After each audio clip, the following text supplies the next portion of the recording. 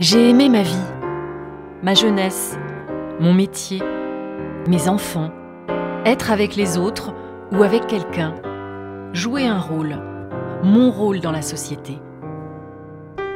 Quand j'étais professeur d'anglais, c'était un vrai régal pour moi, parce que j'adorais ce métier et je m'entendais bien avec les enfants.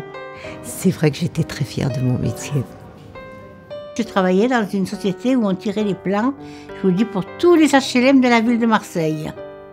Ils sont passés entre mes mains. C'est déjà pas mal. J'ai eu la chance de durer et me voilà déjà dans le grand âge. Mais parfois, je me demande si je peux encore servir à quelque chose ou à quelqu'un. Bonjour Madame Thiriaki. Pour certaines personnes, cela paraît évident.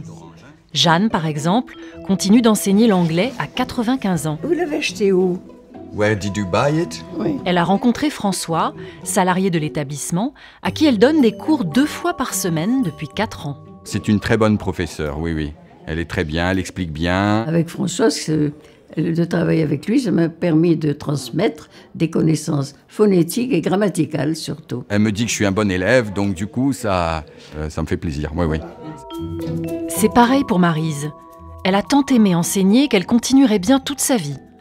Je me sens encore professeur et je me sens avoir envie à transmettre toujours. Voilà, ça c'est sûr. Le métier est un marqueur d'identité qui est très fort et qui ressort énormément et a besoin d'être encore parlé, encore vécu et encore transmis. Il y a des jours bien, il y a des jours C'est important de transmettre des connaissances ou simplement une histoire, la sienne. Celle qui valorise tout être humain en le rendant unique. Quand vous venez, je revis un peu. Oh, que c'est beau ça, C'est important pour le résident de raconter l'histoire. C'est aussi important pour nous de la connaître, cette histoire, parce que ça permet aussi de pouvoir valoriser le résident. Leur histoire de vie, ça nous apporte énormément. Au premier plan, il y a cette relation intime avec le soignant. Et un peu plus loin, il y a les résidents, avec qui parfois on n'ose pas parler spontanément, parce qu'on est timide. Bonjour.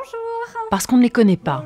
Le Social Club est un groupe qui vise à socialiser les personnes âgées qui vivent en EHPAD, qui est basé sur le récit de vie et l'histoire de vie. Et on a vécu dans les pierres, dans les mines, tout le temps, quoi.